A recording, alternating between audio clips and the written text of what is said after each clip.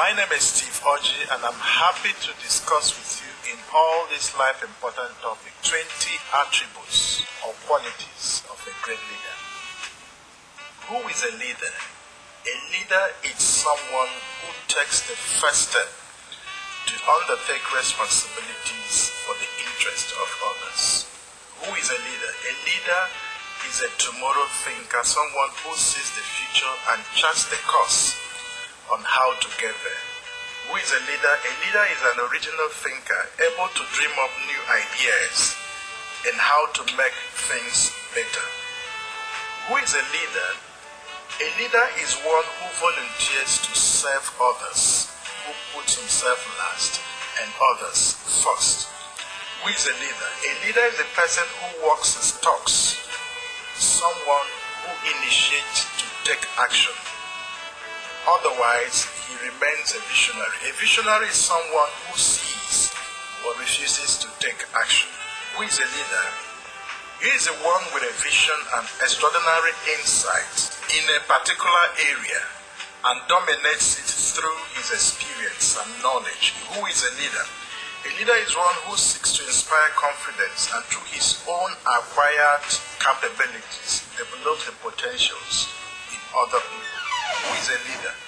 A leader is one who identifies and participates in the struggle of others, volunteers for the voiceless and downtrodden, and how he can use his inner resources to protect them and their welfare. A leader is one who sees a need and works to produce the best to meet those needs in his community, in the life of people, and in his nation. From the above declaration, you can assess yourself whether you have the attributes to fit into the mold of a leader. But if you haven't got any of these attributes, do not worry. There are several schools of thought that holds that a leader is born or made. But I believe strongly that even if you don't have all the attributes that qualifies you to be a leader, you can develop your inner resources to fit into the mold of a leader. In the old Greek era, it was predominantly believed that a leader is born based on certain physical attributes that makes him a leader. First of all, he must be a state orator. He must never have any physical blemish. But experience have let us know that even though you don't have all the physical attributes that qualifies you to be a leader, you can develop your own leadership potentials. How do leaders emerge? Some of us have asked. Are leaders born or they are made? In the old Grecian era, we were told that leaders must necessarily have certain physical attributes for them to become leaders, as it were. But from experience, we know that leaders can, through experience and practical encounters, develop their own leadership attributes and potentials. Now, there are three powerful forces that can help a leader emerge. One of them is the power of circumstance. Remember in the Bible that David was not born into the family of warriors, but emerged through the national challenge posed by the person of Goliath. Everybody was scared by the presence of Goliath, but it soon became evident that that was a potential platform for the emergence of David. So David took that national challenge and expressed the soldierly prowess he acquired by his long shepherding skills in the wilderness to challenge and take on the giant. How many of us knew that David had such skills to confront a giant like Goliath? In fact, when David was stepping out, his brothers and comrades were the one who discouraged him, because there was nothing about him that said something about being a leader or having the ability to confront such a national challenge. But he had to reach back within the inner resources and strength he had garnered over the years to step forward and do what he believed he could do. That brought him and positioned him as one of the important and one of the most significant leaders in the history of Israel. Now, a question for you. Are you so scared or flat-footed in taking on the challenges around you? Are you going through a depressing cycle of defeat and failure in your life? Is your family caged in the walls of failure and poverty? Are you scared of rising up and taking on the challenge that stares at you in the face? I want you to know that once you are able to make up your mind in taking the first step, that might be the most visible and most tangible platform you can ever have in expressing the leadership potential that is resident in you. How many of us know that Obama could become such a formidable leader that he is today if America did not find himself in the kind of economic and political depression it did when Obama emerged? He took advantage of that difficult and depressing environment around America to express his leadership skills. How many of us remember the story of Jephthah in the book of Judges 11? Jephthah was the son of a harlot who was cast out by his countrymen because they felt he had a very bad reputation. He was disinherited. But what brought Jephthah forward to the place of national significance was his ability to fight. The comrades came together under siege and were looking for someone who could take them to war. They could find nobody. But Jephthah took that advantage to negotiate himself back to significance and back to the place of privilege. He asked them, if I become your leader and lead you to this war successfully, will you give me back my inheritance and will you make me a leader over you? They said yes. That was how Jephthah was able to get back to his place of inheritance, which means you can negotiate with circumstances depending on your level of confidence and personal vision and capacity for action to decide what you will do with the circumstances around you. Don't buckle or budge under any condition or circumstance, no matter how bad they are. Many of us do not realize that life cannot come to meet us, but we go out to meet life the way it is. So you have to prepare yourself to take advantage of the situation you find yourself. The second most powerful important point is preparation. How many of us have taken time to prepare? Like the wise saying, when preparation meets with opportunity, that is success. David had the privilege of shepherding in the wilderness, and within that period understood how to fight. He was able to develop his soldierly skills. So confronting a giant like Goliath was not a strange experience. Many of us do not realize that it takes preparation to get into the place of personal or national prominence. In the words of Steve Jobs, he says, beneath the covers of an overnight success story, you see a lot of years, a lot of hard work. How are you preparing for the future? Do we know that success does not happen suddenly? Even Jesus, the Master, when he was born, did not just sit down. He was going to the synagogue, studying day and night, trying to understand the purpose that God had laid forward before him.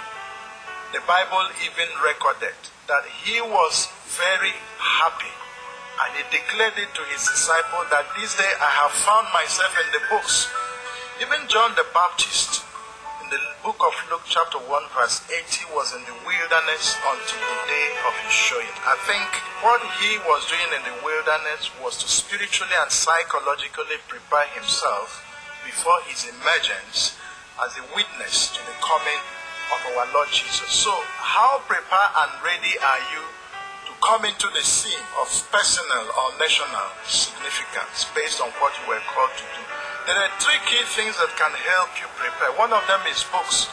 Do you have the appetite and ability to read? Because it's in the books, reading of books, associating with books, that you learn of great characters and personalities who would help you shape your vision and your personal perspective. Are you sure your books? Don't be shy your books. Look for books, because in them are the resources and the nuggets that will help you prepare for success. Who are your friends and associates? Personal associations help to strengthen your perspective. Associate with people whose perspectives and knowledge are richer than yours. You can only get as better as your friends are. So if you find yourself in the midst of people who do not help you strengthen your life vision, get away from them. You should associate with people who have gone ahead of you. That is why we have mentors. Those who understand the terrain of success. Those who understand what it takes to succeed. Even in the Bible, we learned of someone who was called Barnabas. Apostle Paul was his mentor. For every John the Baptist, there is a Jesus. There has to be people who have gone ahead of you. So associate with them and learn from them. And then you have to work very, very hard. Without hard work, you cannot see success. A leader cannot afford to be lazy. Wake up early before every other person. The Bible said in the book of Mark chapter 1 verse 35 that Jesus woke up a great deal before morning and he went to pray. Do you sleep on your bed till 9 and 10 o'clock in the morning? What are you doing? Because laziness is found in the bosom of fools. That's what the Bible says. So you have to be up and doing. Any great successful must be a hard worker. You must learn to work hard. You must learn to discipline yourself to time and good resource management. You must understand that the vision of success lies indispensably within you, and you must do everything within your ability to make sure that you do what it takes to get to that place of success. The last point on one of the forces that can help a leader emerge is passion. Do you have that passion to become the master of your circumstance, to become a leader? The Bible made us to know that however or whatever a man thinks in his heart, that is how he is. Someone who has low self-esteem or who suffers from inferiority complex can never emerge in the place of leadership. So you must be passionate. Do you really want to be a leader? Do you really want to dominate in your area of skill? Do you want to dominate in the area of your giftedness or your talent? Do you dream to become a business leader? Do you wish or dream to become a respected religious personality? Do you wish to become a successful entrepreneur?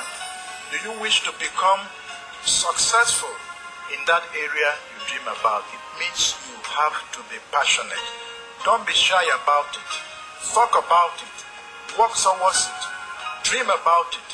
Vocalize it. Show it in your personal expressions. In whatever you do, if you're not passionate about it, you cannot emerge.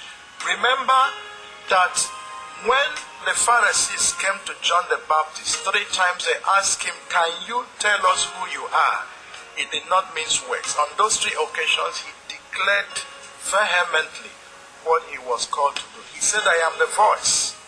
They came to him 3 specific times. He said, "I am the voice, crying in the wilderness, prepare ye the way of the Lord." So what have you been called to do? What is your personal vision about your tomorrow, about your future? Don't be shy about it. Be bold to express it. Whatever you have gotten and you don't confidently express it, people will not buy it. So be sure that you have to be confident and positive about those great potentials you see in yourself. Express them. Walk the talk. Don't have a dream and sit down and do nothing about it. It is your passion that will convince people and even God that you are ready to take the place of leadership. Remember that before David came to take the challenge of confronting Goliath, his brothers were shouting him down. They were discouraging him. What it means is that you can never come to the place of leadership without discouragement. People will say things that seem to discourage you. They will look at you and say, do you have the ability? They will say things that could demotivate you. They will even say, looking at you physically, we don't think you're capable of doing this. They will even tell you that mentally and psychologically and spiritually, you are not qualified. They will look for loopholes. It is left for you to take action based on what you have heard or your circumstances. So your passion has the ability to conquer or stand up to any negative threat coming your way based on what people have said concerning you or based on your circumstance. Mind you, passion is that powerful force able to help you break free from the grips of your circumstance, no matter how bad they are. So be passionate about your future, be passionate about your talent, be passionate about the gift areas of what God has given you, be passionate about your future and your tomorrow, and God inevitably will prepare situations and circumstances that will throw you up to the place of recognition and significance.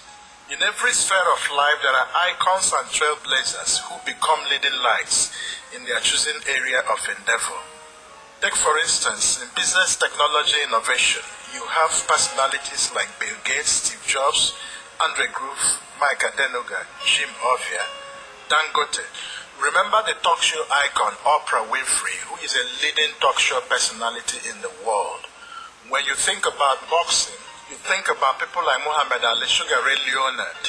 And in football, there are iconic personalities like Pele, Maradona, J.J. Okocha, and Kanu Nwankwo. In leadership, people like Nelson Mandela comes to mind, JF Kennedy, Bill Clinton. These are all-time iconic leadership personalities that have changed their world. In religion, people like Billy Graham, E.A. Adeboye, Omar Obai, T.L. Osborne, Rehan Bonke, T.D. Jakes. These are iconic people in the Christian world. There are fundamental traits that underlines the characters of leaders, and that is what we want to look into. 20 traits of great leaders. First of all, a leader must seek to know and understand himself. When you look at yourself, you're a pool of abilities and deposits, strengths and weaknesses. It is left for you as a leader to understand your core strength and your weaknesses. When you are able to know your areas of strength, then you can maximize that area. A leader is someone who has the capacity to assess him or herself in such a way that you should be able to tell what you can do, what your abilities are. It didn't take too long for Bill Gates to understand that he has the gift of a business entrepreneur against the advice of his parents to pursue a legal career. After a proper evaluation of his strengths and weaknesses, he saw the fact that he needed to take on the vision and the prospect of becoming an entrepreneur. So he did. So if you're aspiring to be a leader, you must tell yourself the truth by taking a proper evaluation of your strengths and weaknesses and then coming up with your own strong points. Take a sheet of paper and put down what your strengths and weaknesses are, your talents, your abilities, your potentials. Put them down and then juggle them. You'll be able to tell yourself the truth about who you are, where you are, and where you hope to be. From the above description, it means we're able to extract 3 other principal traits of a leader. A great leader must be able to think independently. A great leader must have the ability to work for his or her inner convictions. A great leader is willing to stand alone. And number 5, one of the most important, is that a great leader must have vision. Vision is the capacity to see the future from today. Vision is the ability to see what others are not able to see. Vision is the capacity to see tomorrow. In the words of Martin Luther, even though he existed in the time when America had a Great Depression and the time of racism, he was able through his inner sight to picture a day when black or white will be able to live in relative equality. He said, I have a dream that one day the jangling discourse of this nation shall be transformed into a symphony of brotherhood. That black or white, they will be able to stand together on the platform of equality. And today, that vision, that dream came to fulfillment. How many of us believe that a black man of all people can one day become the president and leader of America? These things came courtesy of the vision a man had close to 50, 60 years ago. So you must have a vision. Where do you want to be? So as a person, you have to plot your vision coordinates by projecting in the future on a time scale basis. In 5, 10, 15 years time, where do you hope to be? One man called Apostle Paul, who was one of the most visionary personalities in the Bible, wrote 3/4 of the New Testament. He did that by questioning himself. In the book of Acts 9 verse 16, he said to God, what will you have me do? That was the beginning point of his revolutionary practice as a preacher. He taught the whole of Europe, the whole of Middle East, the whole of Asia, preaching the gospel of our Lord Jesus, because he was motivated by the principle of vision. He saw tomorrow, he saw the future, he saw the landscapes, he saw the harvest that was ripe with souls that needed to be touched. So his evangelistic zeal rested on the paradigm of vision. Now, you have to do something. Take a piece of paper and write down where you would like to be, or where you probably hope to see yourself in the next 5, 10, 15 years. And then chart your visionary coordinates and then match them with actions. The truth is that not everybody that has physical eyes, vision is spiritual.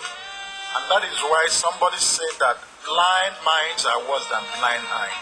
So when you sit down, what do you see of yourself? What do you picture of yourself? There are people who are blind who have even done more quality and creative works than people who have eyes. What do you think about Stevie Wonder? He is blind. Physically he cannot see, but he is one of those legendary musical composers of our time. Now, how do you think that Abraham was able to reproduce the will of God in his life and the generations after him? God brought him out on the platform of vision. He was able to project into the future. God told him, Abraham, what do you see?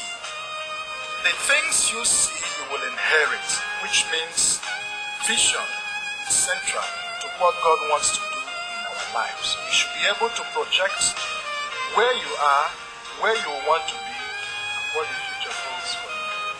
Number 6, great leaders are great motivators of the people. Someone who is able to motivate and inspire others. Great leaders do not compete, they complement. Take for instance David. Even at the death of Saul, he still said that Saul was a mighty man, which means even when we don't like somebody, we can still spot the things that are good about the person. He wept and lamented, how are the mighty fallen? Remember that Saul was one of his fiercest enemies when he was alive, but David did not mind. Great leaders see the best in others, irrespective of who the person is, to achieve the desired result. J.F. Kennedy inspired the American mission to the moon by telling them we want America to land the first person in the moon by the turn of the century, and it happened. So are you a motivator of people? Do you inspire people by what you do, by the product of your life? Number 7, leaders seek to reproduce themselves in others. Jesus was able to reproduce himself, his abilities and his potentials in the 12 men that worked with him. In a space of 3 years, he had the capacity to produce world changers, people who turned around the world, people who turned the society in which they live. Wherever you find yourself as a leader, in the office, in the church, or in the community around you, you should be able to reproduce your skills and potentials in the life of others so that they also can become world leaders. Number 8, Great leaders understand the reason and systems of their leadership, and they do everything within their power and means to make sure they succeed and deliver the reason for which they are in the leadership position. Think about Esther. In the book of Esther, we were told that she understood the reason why God brought him in such a privileged position. She had access to the king, and she was able to turn around that privilege for the benefit of Israel. Why were you elected? Why did you find yourself in that privileged seat? That should be the question uppermost in your mind. You should seek for opportunity to turn around and change the situations and circumstances of the people around you. Once you get that opportunity, maximize it and optimize it to such ends. Number 9, great leaders are merchants of hope. What it means is that even when everyone else loses hope, even when everyone else could not see the light at the end of the tunnel, a leader has the capacity to see hope. So a leader is a merchant of hope. How hopeful are you that the situations and circumstances around you can be turned around by simple faith and belief that you have the capacity and the resources to change things? Number 10, every great leader should be a person of character, great character, impeccable character, honesty, integrity, someone without blemish. The Bible said of Jesus that the devil came to him and he found nothing wrong in him. So if you're projecting to be a leader that will outlast your time and generation, you must be a person of impeccable character, someone who is upright, someone without blemish, someone everybody can talk about, without doubt in their mind that this man, this woman is a woman of character. Now, so many of us are confused about the fact that they are gifted. Being gifted should not replace the place of character. Your character is the foundation upon which the leadership structure is built. So in all you're getting, try and get character. Number 11, leaders are bold and courageous. Nelson Mandela stood in the prison for 27 years in Robben Island, refusing conditional release for the freedom of South Africa. He said to them, "It is better for me to die than come out of jail without a free South Africa." So leaders are bold and courageous. They are not afraid. They are willing to step forward to defend their convictions. Number 12, great leaders are not afraid to fail. There are so many people who have a lot of dreams, a lot of potentials, but they don't want to step out because they are afraid to fail. They have a complex about failing. So they rather sit back.